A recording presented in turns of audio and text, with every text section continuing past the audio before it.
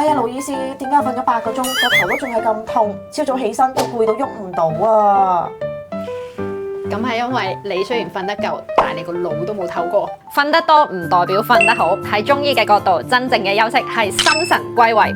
但係你瞓之前又睇手機，受到藍光嘅刺激，個神根本就定唔到落嚟。接住落嚟，睇下你有冇中以下嗰3個壞習慣喎。第一就係臨瞓前睇短片啦，身體咧仲以為係日頭嘅時間，褪黑激素就梗係出唔到嚟啦。強迫自己瞓咧都係冇用嘅。第二就係上床之前不停咁樣去諗嘢，我哋中醫叫呢個做思慮雙皮，個腦袋不停咁樣轉，啲氣血咧都上晒去個腦嗰度，咁樣梗係瞓唔到啦。第三，半夜醒咗即刻攞手機嚟睇，喂，咁樣你係間接嗌緊自己起身啊！所以由今日開始，記得臨瞓之前嘅1個鐘頭放低部電話，仲要浸腳8分鐘，話俾個身體知道你要瞓覺啦。如果你長期都瞓得唔好，係身體氣血出現咗問題，想知點解決，記得快啲揾傳媒中醫館啊！